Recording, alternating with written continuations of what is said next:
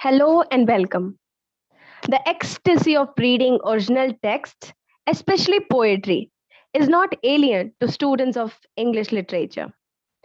Avid readers would agree the pleasure reading poetry gives. But but a hectic schedule these days leaves little room for reading. And many of us do read summaries though, but hardly ever original text. So, to solve this issue, Test Reading Club brings you reading of original texts every Sunday at 2 p.m. And if you want to read along, do join us. All you have to do is leave a comment and we'll get back to you. Or you may also search Test Reading Club on Telegram. Today, we are here with the poems of the High Priest of Nature. Yes, it's William Wordsworth. So, let's begin. Our first poem, Daffodils, read by Princey. I wandered lonely as a cloud that floats on high over vales and hills, when all at once I saw a crowd, a host of golden daffodils, beside the lake, beneath the trees, fluttering and dancing in the breeze. Continuous as the stars that shine and twinkle on the Milky Way, they stretched in never-ending line along the margin of a bay. 10,000 saw I at a glance, tossing their heads in a sprightly dance. The waves beside them danced, but they outdid the sparkling waves in glee. A poet could not but be gay, I in such a jocund company. I gazed and gazed, but little thought what wills the show to me had brought. For often, when on my couch I lie, in vacant or in pensive mood, they flash upon that inward eye, which is the bliss of solitude. And then my heart with pleasure fills and dances with the daffodils. Our next poem is We Are Seven, read by Anjali Wagmare. A simple child that lightly draws its breath and feels its life in every limb. What should it know of death? I met a little cottage girl. She was 8 years old, she said. Her hair was thick with many a curl that clustered round her head. She had a rustic woodland air, and she was widely clad. Her eyes were fair and very fair. Her beauty made me glad. Sisters and brothers, little maid, how may be you? How many may you be?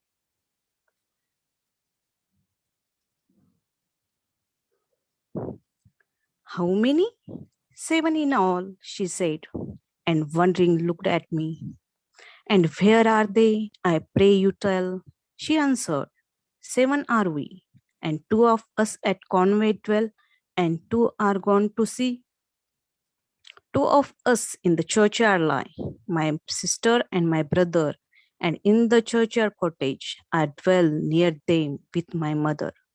You say that 2 at convent dwell, and 2 are gone to sea. 8 are 7, I pray you tell, sweet maid, how this may be? Then did the little maid reply, 7 boys and girls are we. 2 of us in the churchyard lie, beneath the churchyard tree. You run about, my little maid. Your limbs, they are alive. If 2 are in the churchyard laid, then ye are only 5. Their graves are green, they may be seen, the little maid replied. 12 steps or more from my mother's door, and they are side by side. My stockings there I often knit, my kerchief there I hem, and there upon the ground I sit and sing a song to them. And often after sunset so, when it is light and fair, I take my little porringer and eat my supper there. The first that died was Sister Jane. In bed she mourning lay, till God released her of her pain, and then she went away.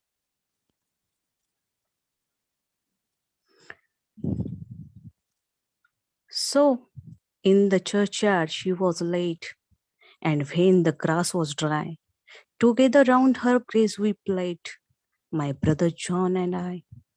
And fain the ground was white with snow, and I could run and slide. My brother John was forced to go, and he lies by her side. How many are you then?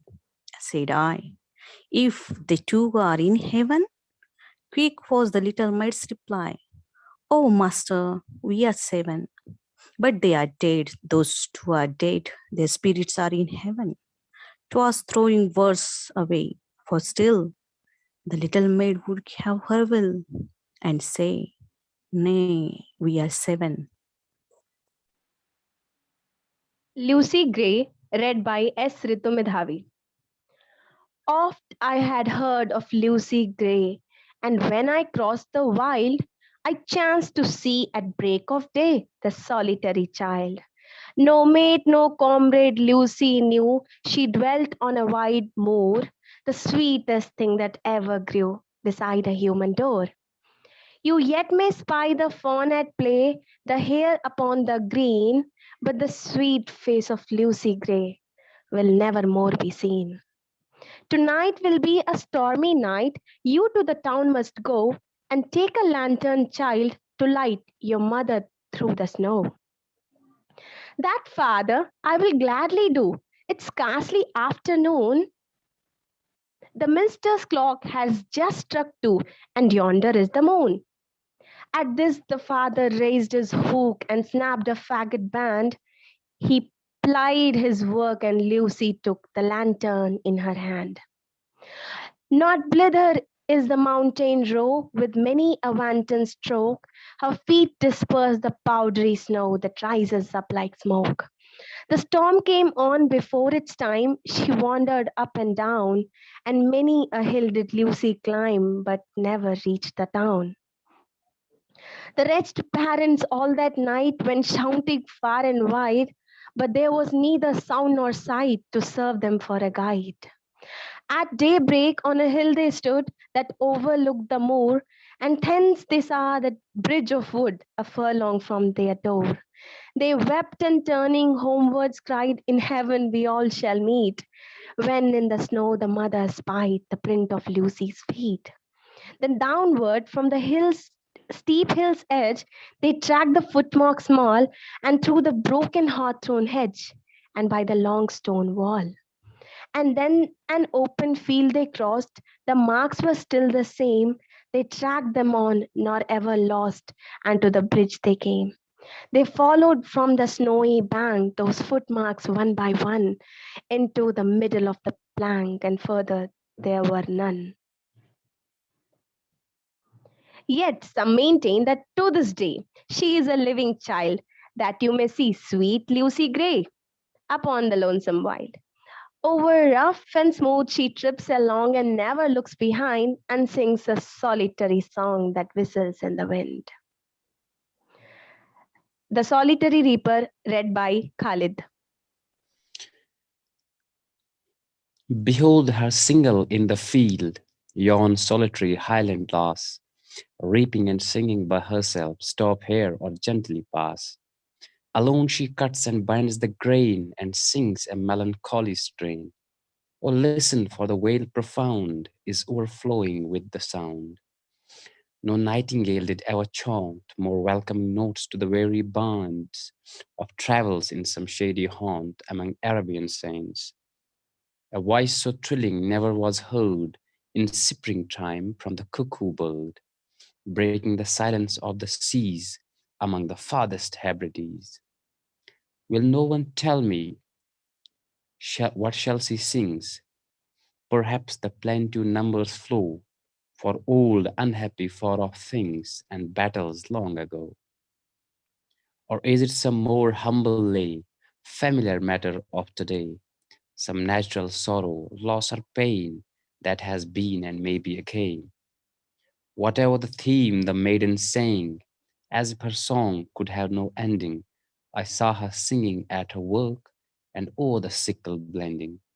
I listened motionless and still, and as I mounted up the hill, the music in my heart I bore, long after it was heard no more.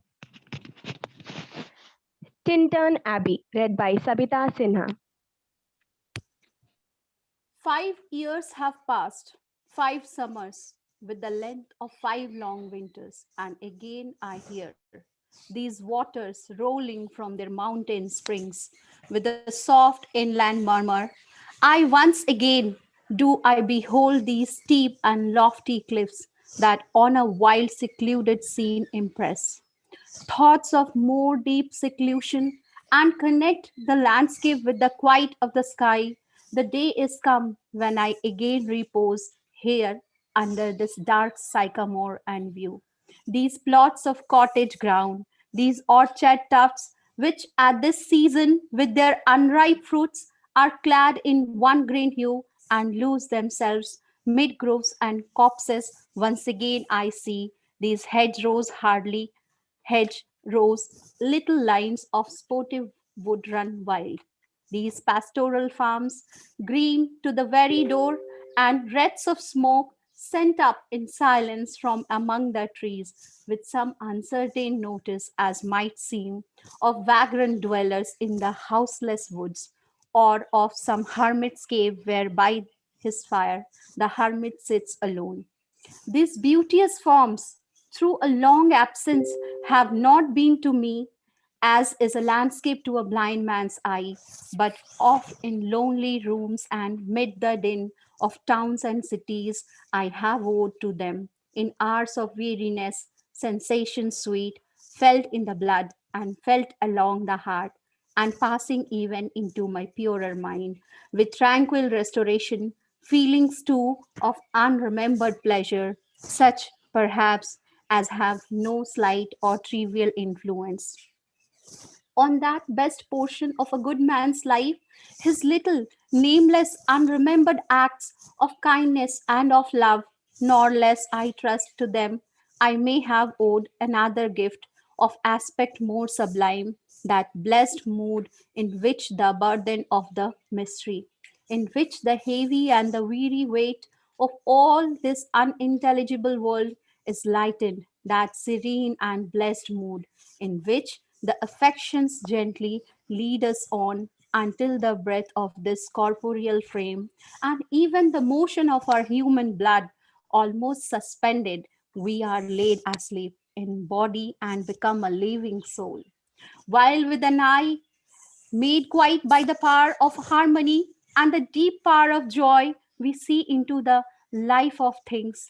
If this be but a vain belief, yet oh, how oft in darkness and amid the many shapes of joyless daylight, when the fretful steer, unprofitable, and the fever of the world have hung upon the beatings of my heart, how oft in spirit have I turned to thee, O sylvan why thou wanderer through the woods, how often has my spirit turned to thee, and now with gleams of half extinguished thought, with many recognitions dim and faint, and somewhat of a sad perplexity, the picture of the mind revives again, while here I stood, not only with the sense of present pleasure, but with pleasing thoughts that in this moment there is life and food for future years. And so I dare to hope, though changed, no doubt, from what I was when first I came among these hills, when like a roe I bounded o'er the mountains by the sides of the deep rivers and the lonely streams, wherever nature led, more like a man flying from something that he dreads than one who sought the thing he loved. For nature then, the coarser pleasures of my boy's days and their glad animal movements all gone by, to me was all in all. I cannot paint what then I was. The sounding cataract haunted me like a passion. The tall rock, the mountain, the deep and gloomy wood, their colors and their forms were then to me an appetite, a feeling, and a love that had no need of a remoter charm by thought supplied, nor any interest unborrowed from the eye. That time is past, and all its aching joys are now no more, and all its dizzy raptures, not for this faint eye, nor mourn or murmur, other gifts have followed for such loss. I would believe abundant recompense, for I have learned to look on nature not as in the hour of thoughtless youth, but hearing oftentimes the still sad music of humanity, nor harsh nor grating, though of ample power to chasten and subdue. And I have felt a presence that disturbs me with the joy of elevated thoughts, a sense sublime of something far more deeply interfused, whose dwelling is the light of setting suns, and the round ocean, and the living air, and the blue sky, and in the mind of man, a motion and a spirit that impels all thinking things, all objects of all thought, and rolls through all things. Therefore, am I still a lover of the meadows and the woods and mountains and of all that we behold from this green earth, of all the mighty world of eye and ear, both what they half create and what perceive, well pleased to recognize in nature and the language of the sense, the anchor of my purest thoughts, the nurse, the guide, the guardian of my heart and soul, of all my moral being. Nor perchance, if I were not thus taught, should I the more suffer my genial spirits to decay? For thou art with me here upon the banks of my dear, dear friend, upon the banks of this fair river, thou my dearest friend, my dear, dear friend, and in thy voice I catch the language of my former heart and read my former pleasures in the soothing lights of thy wild eyes. Oh, yet a little while may I behold in thee what I was once, my dear, dear sister, and this prayer I make, knowing that nature never did betray the heart that loved her. 'Tis her privilege through all the years of this our life to lead from joy to joy, for she can so inform the mind that is within us, so impress with quietness and beauty, and so feed with lofty thoughts that neither evil tongues, rush judgments, nor the sneers of selfish men, nor greetings where no kindness is, nor all the dreary intercourse of daily life shall e'er prevail against us or disturb our cheerful, faithful faith that all which we behold is full of blessings. Therefore, let the moon shine on thee in in thy solitary walk, and let the misty mountain winds be free to blow against thee. And in after years, when these wild ecstasies shall be matured into a sober pleasure, when thy mind shall be a mansion for all lovely forms, thy memory be as a dwelling place for all sweet sounds and harmonies. Oh, then, if solitude or fear or pain or grief should be thy portion, with what healing thoughts of tender joy wilt thou remember me and these my exhortations?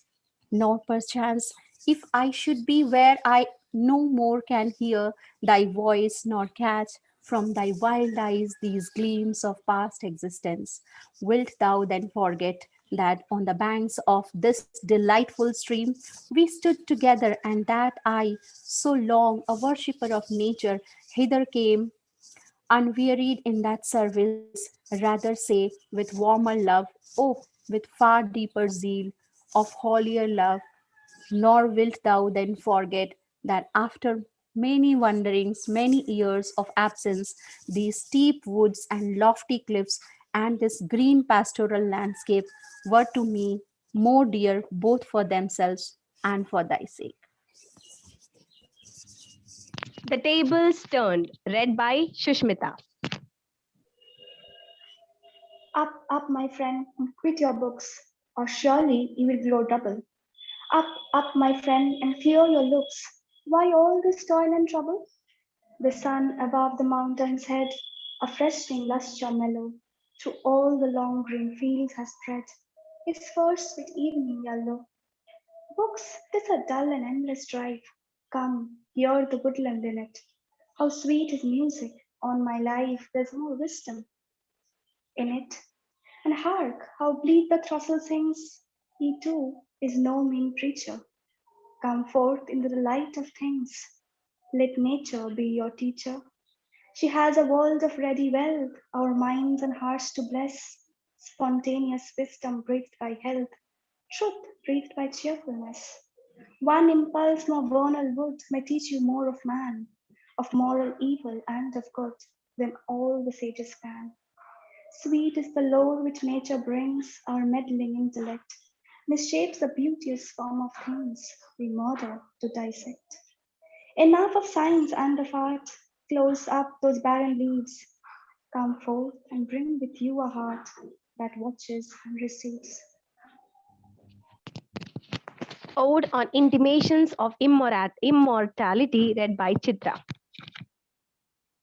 There was a time when meadow, grove, and stream, the earth and every common sight, to me did seem apparelled in celestial light, the glory and the freshness of a dream. It is not now as it hath been of yore. Turn wheresoever I may, by night or day, the things which I have seen I now can see no more. The rainbow comes and goes, and lovely is the rose. The moon doth with delight look round her when the heavens are bare. Waters on a starry night are beautiful and fair. The sunshine is a glorious birth, but yea, I know wherever I go, that there hath passed away a glory from the earth. Now while the birds thus sing a joyous song, and while the young lambs bound as to the tabor's sound, to me alone there came a thought of grief, a timely utterance gave that thought relief, and I again am strong. The cataracts blow their trumpets from the steep, no more shall grief of mine the season wrong. I hear the echoes through the mountains throng. The winds come to me from the fields of sleep, and all the earth is gay. Land and sea give themselves to jollity, and with the heart of May doth every beast keep holiday. Thou child of joy, shout round me, let me hear thy shouts. Thou happy shepherd boy, ye blessed creatures, I have heard the call ye to each other make. I see the heavens laugh with you in your jubilee. My heart is at your festival, my head hath its coronal. The fullness of your bliss I feel it all. O evil day, if I were sullen, while earth herself is adorning this sweet May morning, and the children are culling on every side, in a thousand valleys far and wide, fresh flowers while the sun shines warm, and the baby leaps up on his mother's arm. I hear, with joy I hear, but there's a tree of many, one, a single field which I have looked upon. Both of them speak of something that is gone. The pansy at my feet doth the same tale repeat. Whither is fled the visionary gleam? Where is it now, the glory and the dream? Our birth is but a sleep and a forgetting. The soul that rises with us, our life star, hath had elsewhere its setting, and cometh from afar, not in entire forgetfulness, and not in utter nakedness, but trailing clouds of glory do we come from God, who is our home. Heavens lies about us in our infancy, shades of the prison house being to close upon the growing boy, but he beholds the light and whence it flows. He see it in his joy. The youth who daily fathers from the east must travel, still is nature's priest, and by the vision splendid is on his way attended. At length the man perceives it die away and fade into the light of common day. Earth fills her lap with pleasures of her own, yearnings she hath in her own natural kind, and even with something of a mother's mind. And no unworthy aim, the homely nurse doth all she can to make her foster child her inmate man forget the glories he hath known, and that imperial palace whence he came. Behold the child among his new-born blisses, a 6 years darling of a pygmy size. See where mid-work of his own hand he lies, fretted by sallies of his mother's kisses, with light upon him from his father's eyes. See at his feet some little plan or chart, some fragment from his dream of human life, shaped by himself with newly learned art. A wedding or a festival, a mourning or a funeral, and this hath now his heart. And unto this he frames his song, then will he fit his tongue to dialogues of business, love, or strife. But it will not be long ere this be thrown aside, and with new joy and pride the little actor cons another part, filling from time to time his humorous stage with all the persons down to palsied age that life brings with her in her equipage, as if his whole vocation were endless imitation, thou whose exterior semblance doth belie thy soul's immensity, thou best philosopher, who yet dost keep thy heritage, thou eye among the blind, that deaf and silent readest the eternal deep, haunted for ever by the eternal mind. Mighty prophet, seer blessed, on whom those truths do rest, which we are toiling all our lives to find, in darkness lost, the darkness of the grave, thou over whom thy immortality broods like a day, a master o'er a slave, a presence which is not to be put by, thou little child, yet glorious in the might of heaven-born freedom on thy being's height. Why with such earnest pains dost thou provoke the years to bring the inevitable yoke, thus blindly with thy blessedness at strife? Full soon thy soul shall have her earthly freight, and custom lies upon thee with a weight heavy as frost and deep almost as life. O joy, that in our embers is something that doth live, that nature yet remembers what was so fugitive. The thought of our past years in me doth breed perpetual benediction, not indeed for that which is most worthy to be blessed, delight and liberty, the simple creed of childhood, whether busy or at rest, with new-fledged hope still fluttering in his breast. Not for these I raise the song of thanks and praise, for, but for those obstinate questionings of sense and outward things, fallings from us, vanishings, blank misgivings of a creature moving about in worlds not realized, high instincts before which our mortal nature did tremble like a guilty thing surprised. But for those first affections, those shadowy recollections, which, be they at what they may, are yet the fountain light of all our day, are yet a master light of all our seeing, uphold us, cherish, and have power to make our noisy years seem moments in the being of the eternal silence, truths that wake, to perish never, which neither listlessness nor mad endeavor, nor man, nor boy, nor all that is at enmity with joy, can utterly abolish or destroy. Hence, in a season of calm weather, though inland far we be, our souls have sight of that immortal sea which brought us hither, can in a moment travel thither, and see the children sport upon the shore, and hear the mighty waters roll in evermore. Then sing, ye birds, sing, sing a joyous song, and let the young lambs bound as to the tabor sound. We in thought will join your throng, ye that pipe and ye that play, ye that through your hearts today feel the gladness of the May. What though the radiance which was once so bright be now forever taken from my sight? Though nothing can bring back the hour of splendor in the grass, of glory in the flower, we will grieve not, rather find strength in what remains behind, in the primal sympathy, which having been must ever be, in the soothing thoughts that spring out of human suffering, in the faith that looks through death, in ears that bring the philosophic mind. And oh, your fountains, meadows, hills, and groves, forebode not any severing of our loves. Yet in my heart of hearts I feel your might. I only have relinquished one delight, to live beneath your more habitual sway.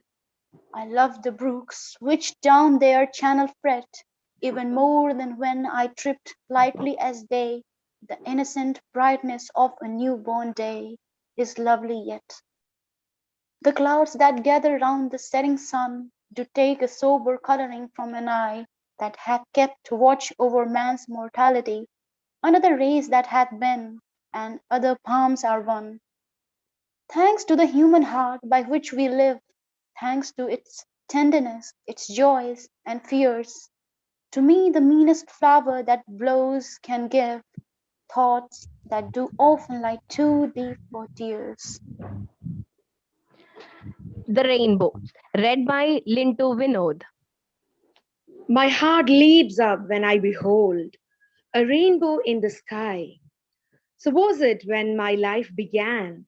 So is it now I am a man. So be it when I shall grow old or let me die.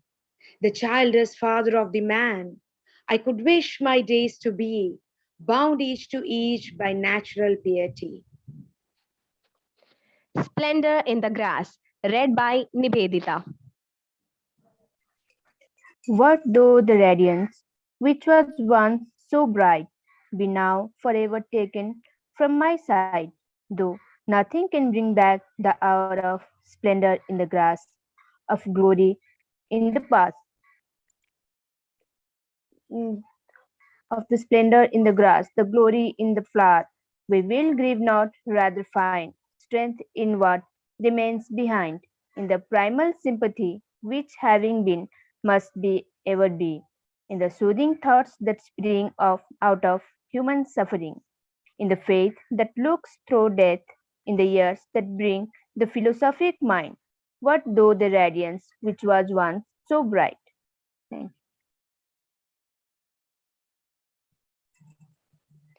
So these were the some of most wonderful poems by William Wordsworth, and we'll keep bringing you more amazing texts. To subscribe to our channel and press the bell icon so that you never miss any notification. Once again, thanks one and all, those who were listening so patiently to us. And last but not the least, Test Reading Club wishes all UGC NET aspirants good luck for the upcoming exam. Thank you, bye bye, and have a nice day.